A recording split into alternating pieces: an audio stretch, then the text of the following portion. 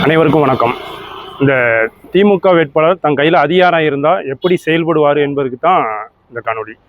நம்ம வேடநத்தம் தங்கை பிரதீபா படுகொலையில் அந்த அவள் பிரேத உடலை வாங்கிறதுக்கு அந்த குடும்பத்திடம் எப்படிலாம் பேரம் பேசினார், அந்த பணப்பேரம் பேசி அந்த உடலை வாங்க வைக்கிறதுக்கு எவ்வளவு தன் ஆட்சி கெட்ட பேர் வந்துடக்கூடாதுங்கிறதுக்காக, தனக்கான வாக்கு சதவீதம் குறைஞ்சிருக்கிறதுக்காக எப்படிலாம் பேரம் பேசினார்னு நம்ம எல்லாத்துக்குமே தெரியும். அதே போல் இன்னைக்கு கடந்த 2 நாளைக்கு முன்னாடி சல்லிச்செட்டிப்பட்டியில் திமுக பிரமுகர், திமுகவில் பொறுப்பாளர் பாலமுருகன் என்கிற 56 வயது உள்ள ஒரு முதியவர், ஒரு 7 வயசு தங்க சின்ன பாப்பா, அந்த பாப்பாவை 5 முறை வன்புணர்வு செஞ்சு இரத்த கசிவு ஏற்பட்டு அது காய்ச்சலில் படுத்து கிடந்திருக்கு.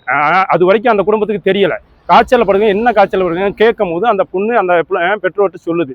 இதை நேற்று நைட்ல இருந்து விளாத்தியம் அனைத்து மகளிர் காவல் நிலையத்துக்கு புகார் தெரிவித்து இது வரைக்கும் வழக்கு போடாமல் இன்னைக்கு 3 மணிக்கு தான் வழக்கு பதிவு செஞ்சுருக்காங்க. இதில் என்னன்னா, தேர்தல் நேரம் மக்கள் நம்ம மேலே திரும்பிடக்கூடாது அப்படிங்கிறதுக்காக இதுவரைக்கு திமுக வேட்பாளரோட அழுத்தத்தினால எந்த செய்தியுமே வெளியிடல.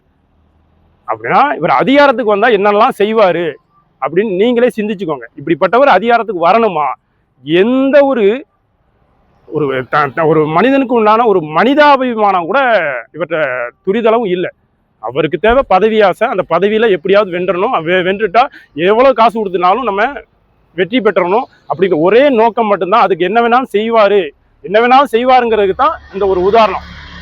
அந்த தங்கைக்கான உரிய நீதி கிடைக்கணும். அந்த திமுக பொறுப்பாளரை உடனடியாக கைது செய்யணும்.